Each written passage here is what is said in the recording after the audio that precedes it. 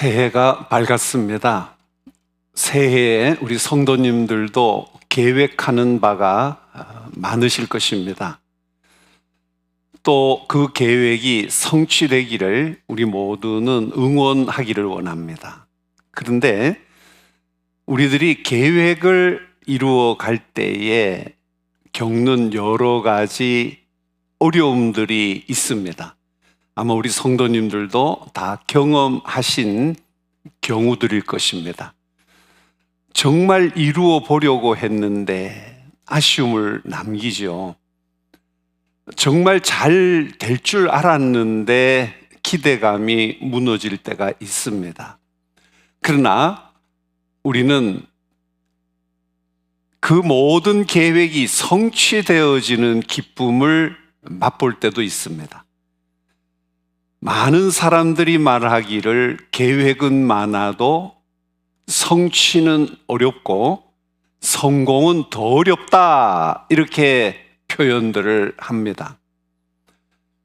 그럼 우리 그리스도인들, 교회에 다니는 신자들은 하나님과의 관계에서 어떻게 그 계획을 이루어 가야 할까요? 오늘 우리는 성경 말씀을 통해서 그 원리를 찾으려고 합니다. 먼저 우리가 역사적으로 잠깐 살펴본다면 이스라엘의 자랑은 성전 그 자체였습니다. 왜냐하면 성전은 하나님께서 임하여 계시는 곳으로 이해되었기 때문입니다. 사실 하나님께서 지으라고 하셨던 성막, 또 나중에 성전에는 지성소가 있었어요. 지성소는 거룩한 장소라는 뜻입니다. 그래서 거룩하고 거룩한 곳에 더 거룩하다고 여기는 곳을 지성소라고 그렇게 불렀습니다.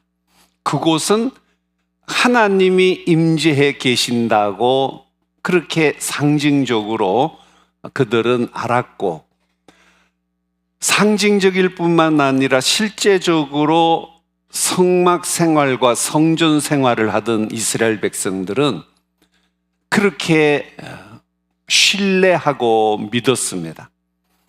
근데 그 성전이 무너졌어요. 그래서 오늘 본문의 느헤미야는 원인을 찾아보았습니다. 왜 실패했을까? 실패한 내용을 보니까 하나님을 떠났다는 거예요. 범죄했다는 것입니다. 그래서 회개합니다. 하나님, 약속을 의지하여 기도합니다. 하나님을 떠나면 온 세계로 흩어버리시겠다고 말씀하셨는데 지금 하나님의 백성들이 당한 형편이 말씀 그대로입니다. 이건 절망이었습니다. 그래서 기도했어요. 하나님, 또 하나님께서 말씀하시기를 적들이 어디까지 포로로 사로잡아서 데려갔을지라도 하나님께로만 돌아오면 하나님은 그들을 맞이해 주실 뿐만 아니라 되찾아 주시겠다고 하지 않으셨습니까? 우리는 지금 바벨론으로 포로로 잡혀왔고, 잡혀온 후로 우리 선조들과 우리 후손된 자들까지 그렇게도 바벨론 강가에서 슬피 울며 애통해 왔습니다. 이제 돌이키기를 원하며 회개하오니 우리를 회복시켜 주옵소서 하고 기도했습니다.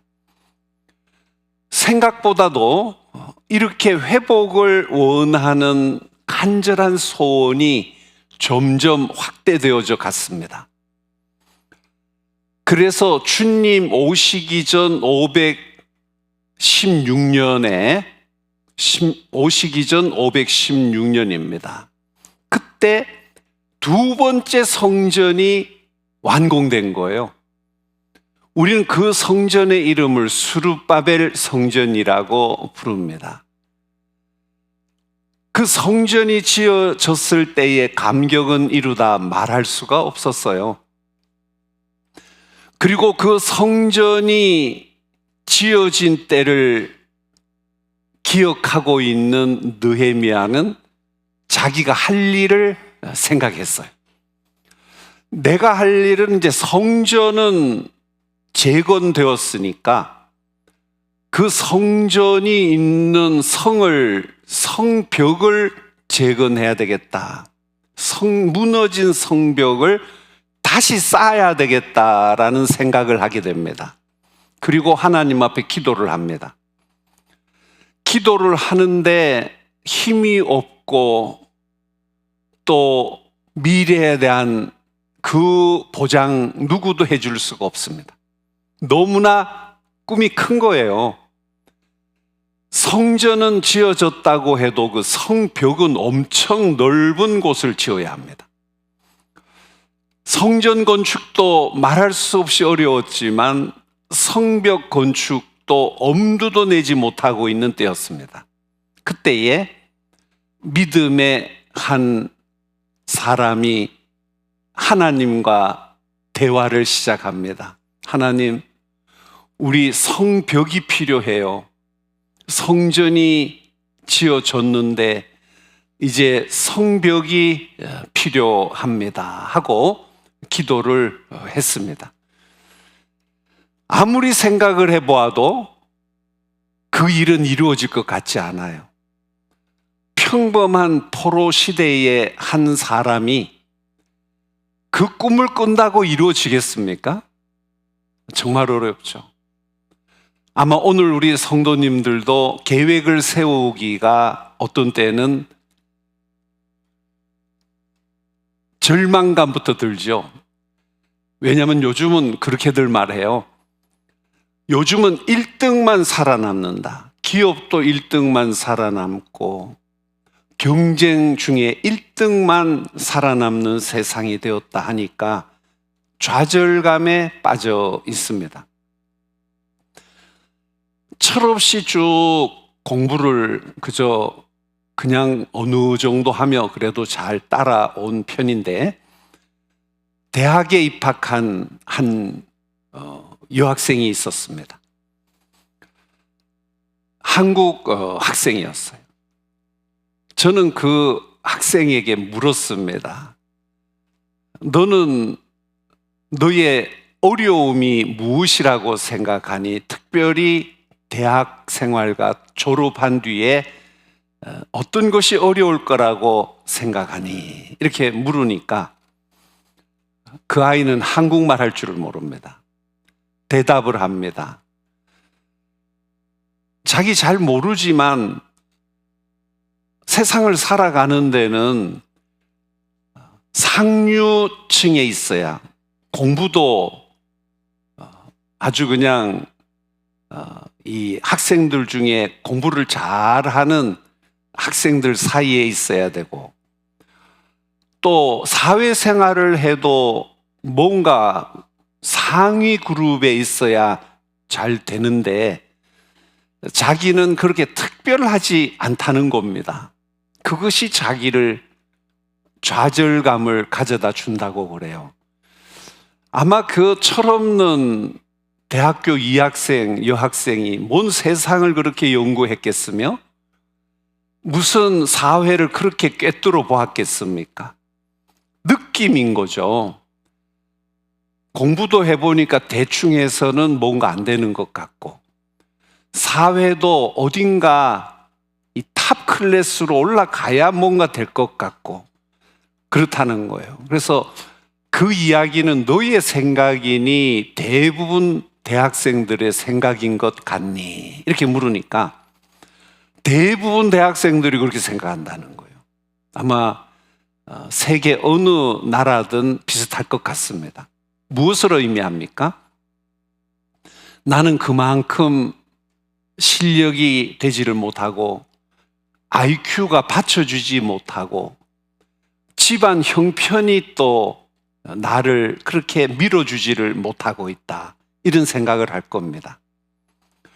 그래서 느헤미야는 시대를 막론하고 믿는 자든 믿지 않는 자들이든 느헤미야서를 많이 연구하고 인용해 왔습니다. 특별히 리더십, 지도력 공부에 있어서 비그리스도인들도 비기독인들도 느헤미야서를 탐독합니다. 왜냐하면 거기에 보여주는 내용은 역사적 팩트, 사실들을 담고 있기 때문이에요. 그래서 느헤미야서는 많은 곳에 인용되고 있음을 보게 됩니다. 그러면 오늘 우리들은 어떻게 해야 할까요? 또 느헤미야는 어떻게 해서 그 엄청난 과업을 이루어내었을까요? 우리는 이 시간에 오늘 말씀을 통해서 함께 해답을 얻으려고 합니다. 무엇보다도 우리들이 계획을 세우고 실천할 때에 어려운 이유는 우리가 용기를 잃어버리기 때문입니다. 용기가 없기 때문에 시작을 못해요. 대부분 보면 계획 없는 세월을 보냅니다. 왜 계획이 없습니까? 용기가 없습니다. 왜 용기가 없습니까? 여러 상황들을 종합해 보니까 자기는 할 수 없는 위치에 있다는 거죠. 형편이 안 된다는 거예요. 상황이 받쳐주지 않는다는 것입니다. 이래서 그들은 용기를 잃어버립니다. 바로 느헤미야 시대에도 많은 이들이 용기를 잃어버렸어요. 유다 백성들의 가장 큰 문제는 믿음은 사실 어느 정도인지 가름하기가 어렵잖아요. 사람들의 믿음을 무엇으로 측정하겠어요? 그러나 우리가 쉽게 알 수 있는 부분은 용기입니다. 용기가 있으면 나설 텐데 용기가 없는 거예요. 성전이 건축될 때도 용기를 가진 자가 없었어요. 성벽 건축을 해야 하는데 용기를 가진 자가 없습니다. 나타나지를 않는 거예요. 그러면 우리는 어떻게 용기를 가지고 계획을 세우며 목표를 이루어 갈 수 있을까요? 여기에 대해서 예레미야서는 우리들에게 교훈합니다. 첫 번째로 우리를 낙담하게 하는 요인들을 살펴보아야 한다는 거예요. 우리를 낙담하게 만든다는 거예요. 용기를 가지기 전에 낙담됩니다. 오늘도 우리들이 살아가는 세상에는 오늘과 같은 위로의 교훈을 주는 것은 거의 없습니다. 누가 감히 낙담하지 말고 용기를 가지세요라고 말하겠어요? 가진 사람은 도와달라 할까봐 걱정스럽습니다. 그 말을 안 꺼냅니다. 집안에 훌륭한 분이 있고 재력 있는 분이 있어도 불러다가 너 낙담하지 마라, 용기를 가지라 하면 눈이 반짝반짝해질 겁니다. 우리 삼촌이 나를 좀 도와주려는가 보다. 눈이 반짝거릴 것입니다. 근데 아무도 도와줄 사람이 없다는 거죠. 그러니까 낙담입니다. 느헤미야가 주위를 둘러보았어요. 왜 용기를 가진 크리스찬이 없을까? 왜 이렇게 용기를 가지고 모여보려는 생각도 못할까? 보니까 다 낙담되어지는 거예요. 어떠한 희망을 향하여 나아가지를 못하는 겁니다. 그러니까 어떤 일이 이루어질 수가 없죠. 방치된 채 성벽은 날짐승들이 와서 거처를 삼고 있었습니다. 그 소식을 느헤미야는 듣습니다. 절망적인 일은 모든 사람들에게 찾아온다는 사실입니다. 어떻게 찾아옵니까? 방해로 찾아오죠. 왜냐하면 성벽 건축을 하려고 계획을 세우면 당장 방해가 일어납니다. 방해는 사마리아 사람들에게서부터 일어납니다. 가까운 곳에서 일어난다는 거예요. 그래서 용기를 잃어버렸습니다. 방해가 있기 때문입니다. 뭘 하려고 하면 안 될 거야. 이미 다른 사람이 하고 있잖아. 이미 그것은 준비되어 있잖아. 이런 생각을 하게 될 것입니다. 우리는 낙담하게 하는 이유가 어떤 때는 당연시 여겨집니다. 왜냐하면 방해하고 있기 때문입니다. 그 방해를 느낀다는 것이죠.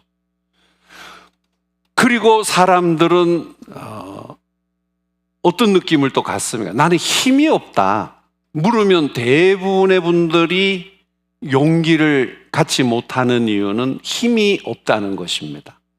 과연 유다 백성들 중에는 힘 있는 자가 없었습니다. 포로시대입니다. 그래서 그는 생각했습니다. 느헤미야는 그럼 방해를 이기면 되겠다. 어떻게 하면 방해를 이길까? 힘이 없다. 그럼 어떻게 하면 힘을 얻을 수 있을까? 생각하던 중에 세상적인 이치를 떠올립니다. 내가 방해를 이겨내려면은 뭔가 정당하게 내세워야 하겠다. 그러기 위해서는 힘이 있어야 되겠다. 그래서 느헤미야는 하나님 앞에 생각을 했습니다. 그리고 그는 주위 사람들이 비웃었지만 포기하지 않았습니다. 내가 이뤄낼 것이다 라고 생각을 한 것이죠. 그래서 그는 무엇보다도 현실을 받아들입니다. 그래, 내가 낙담하게 하는 요소들이 너무나 많구나. 사실이구나. 그냥 말로만 해서는 안 되겠구나. 그래서 그는 생각을 했습니다. 크리스찬으로, 하나님의 백성으로 내가 어떻게 해야 될까? 두 번째로 그는 떠올립니다. 믿음 생활의 기본 원칙을 튼튼히 해야 합니다. 이걸 깨달았습니다. 그래, 결국은 보니까 하나님 떠나서 우리가 이렇게 됐잖아. 버려졌잖아. 사로잡혔잖아.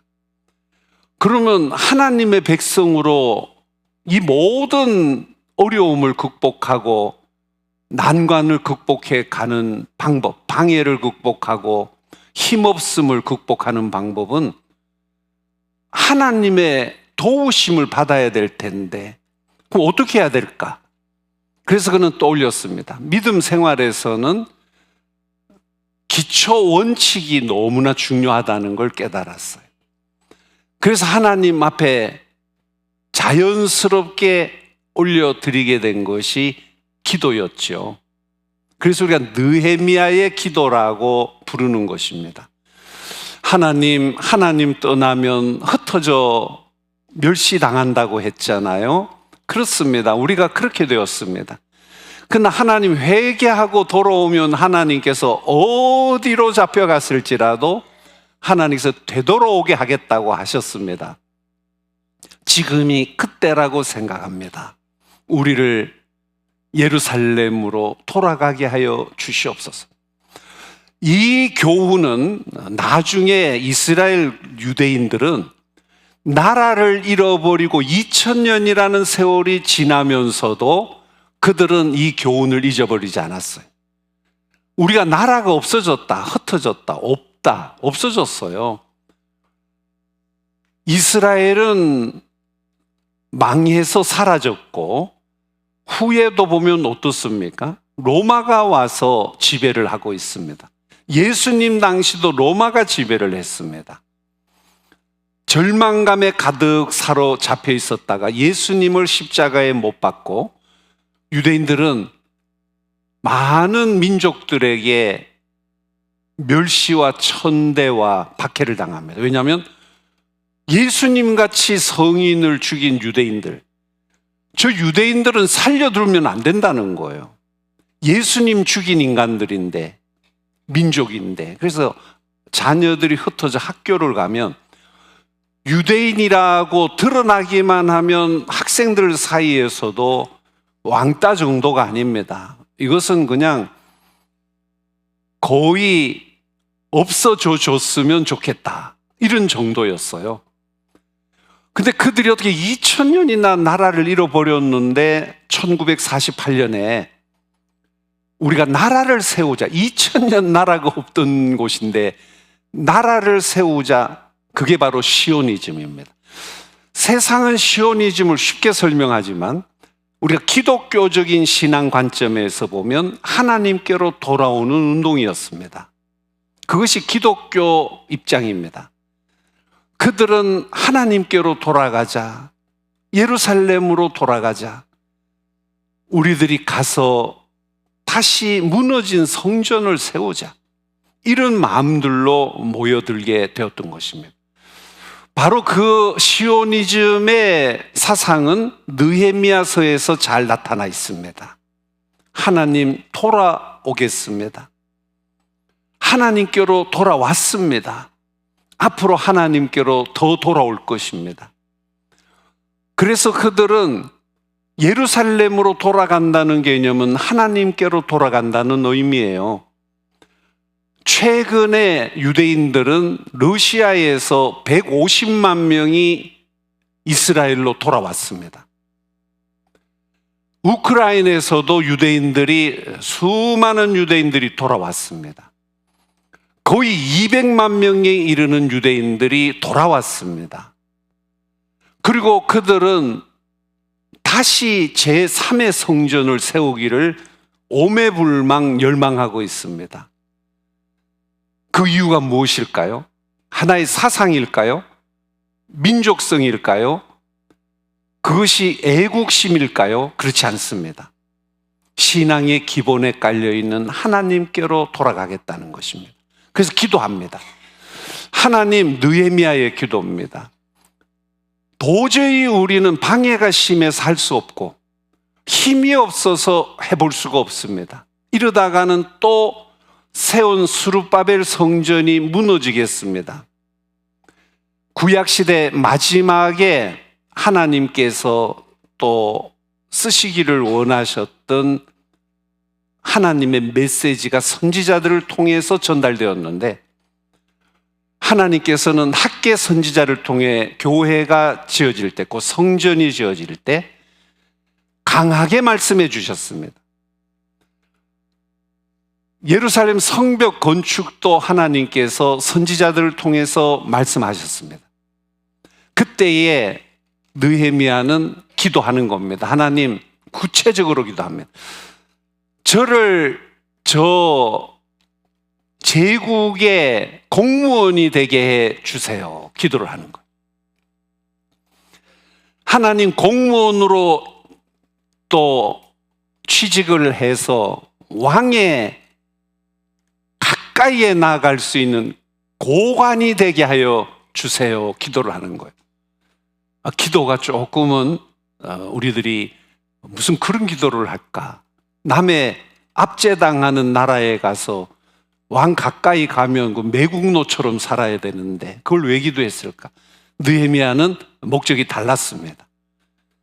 하나님, 그래야 이 난관을 극복하겠습니다. 도저히 꿈을 펼칠 수 없습니다. 방해가 너무 심합니다. 힘이 없어. 두 가지가 방해와 힘 없음, 무기력. 이 두 가지를 극복해야 예루살렘 성벽을 세우겠습니다. 그것은 바로 왕의 명령이 있어야만이 성전을 보존할 수 있는 성벽을 세울 수 있지, 여기에 보장이 없으면 안 될 것 같습니다. 하나님, 저를 이 국가의 기관에 쓰임받게 해주세요. 더 나아가서 왕에게 총애받는 고관이 되게 해주세요 하고 기도를 했단 말이에요. 성경에 보면 바로 그 기도가 끝났을 때에 하나님께서 느헤미야를 고관의 자리에 앉히셨어요. 아학사스다 왕 때였습니다. 바로 느헤미야는 발탁되어지고 왕의 술 맡은 관원이 되어졌다고 했어요. 이것은 막강한 신뢰입니다.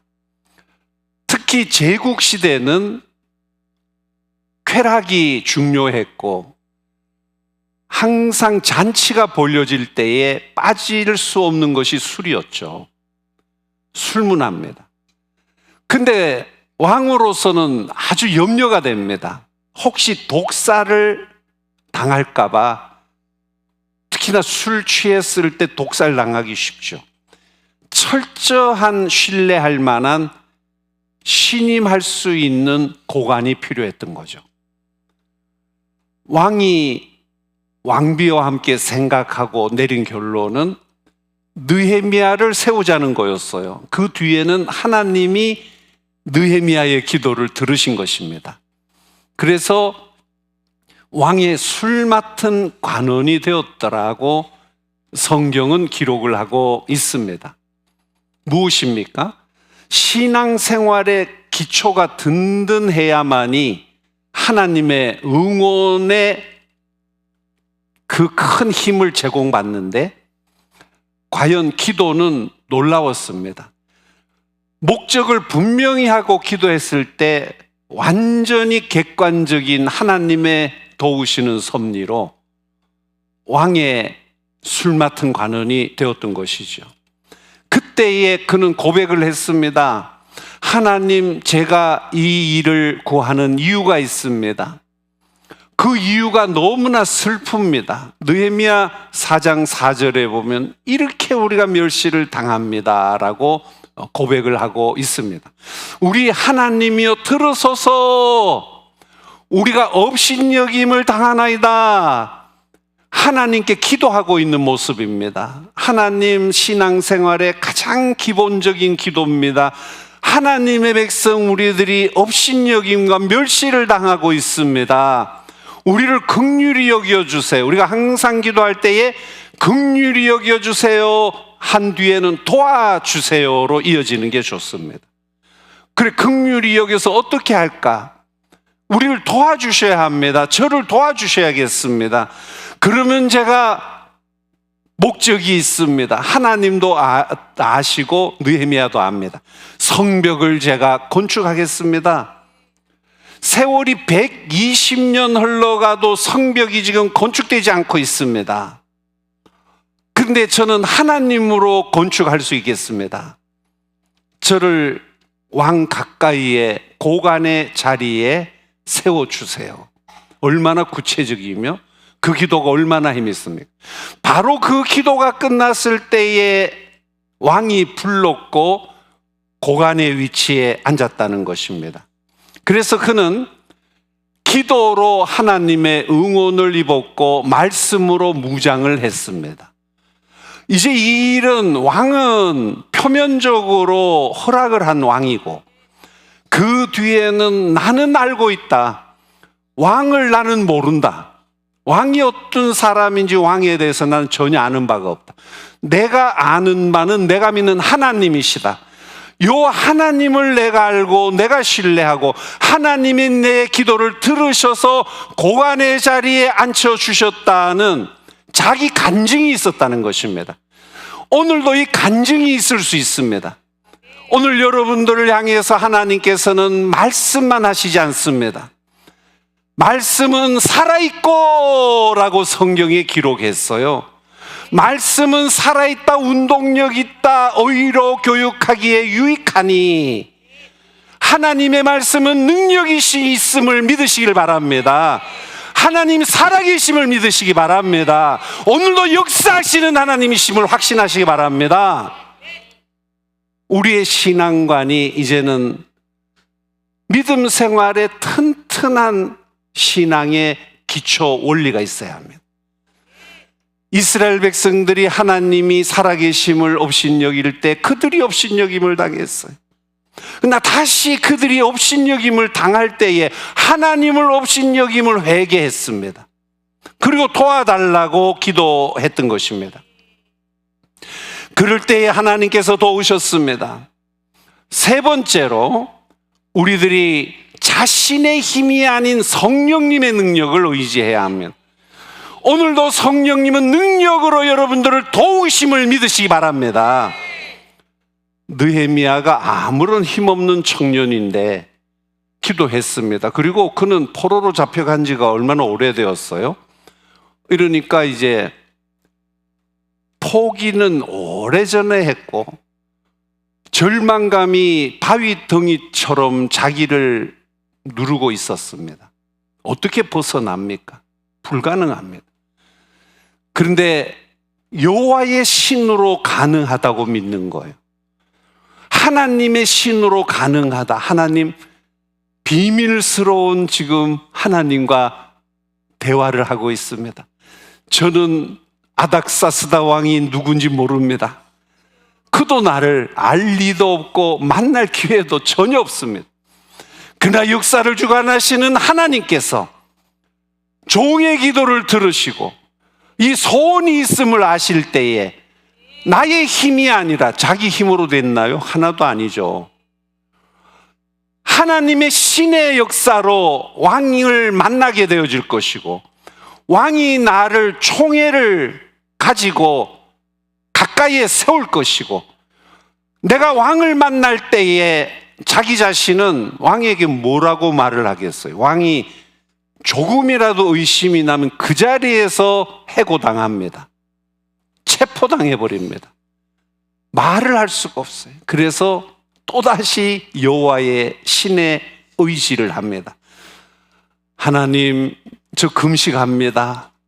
하나님, 저 애통해 있습니다. 저는 세상 즐거움이 다 지나갔습니다. 그 세상 즐거움이 무슨 영원성이 있습니까? 무엇이 나를 보장하겠습니까? 나는 흉내내고 열심히 충성은 하지만 맡은 일에 최선은 다하지만 나의 마음은 하나님께 속하였습니다. 그리고 기도하는 거예요. 그랬더니 성령께서 역사를 하십니다. 성령의 힘입니다. 하나님의 신의 감동입니다. 바로 그 의지하고 신뢰했던 때에 왕에게는 놀라운 일이 일어납니다. 이 메대와 바사 제국에서 우리들이 살아가야 하는데 아무래도 히브리인 저 하나님을 믿는 자들이 확실히 뭔가 신뢰할 만한 진실성이 있다. 뭐 술을 잘 만들어서 세운 것도 아니고 술을 좋아해서 세운 것도 아니고 그 신실함과 정직함을 본 거죠. 그래야 우리를 지켜줄 것이다. 술 맡은 간원의 자리에 저 사람이 가장 중요하다. 하나님께서 감동시키시니까 놀라운 일이 일어나는 거예요. 오늘도 마찬가지입니다. 우리 학생들도 마찬가지입니다. 도저히 교회 다닌다고 못 될까? 뭐 기도한다고 될까? 하나님이 정말 살아계셔서 도와주실까? 모든 염려와 불신이 가득한 때에 오늘도 하나님을 신뢰하는 자들은 성령의 감동이 있습니다. 경험이 있습니다. 그래서 그는 하나님 앞에서 능력을 받습니다. 결과적으로 그는 52일 만에 무너진 성벽을 재건하게 됩니다. 이유가 무엇입니까? 기도하고 금식하고 초췌해 있을 때에 왕이 불렀어요. 아니, 왕에게는 아무런 말을 할 수가 없는 왕 앞입니다. 글자 그대로. 왕이 부르는 것.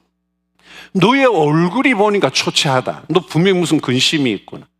하나님의 신이 왕을 감동시켜 놓으니까 왕이 애타는 마음으로 느헤미야를 불러서 왕비와 함께 말합니다. 말하라. 내가 너의 문제를 해결해 주겠노라. 너의 소원을 들어주겠노라. 왕이여, 저의 조국이 이렇게 되었다고 합니다. 들짐승이 들끓게 되었다고 합니다.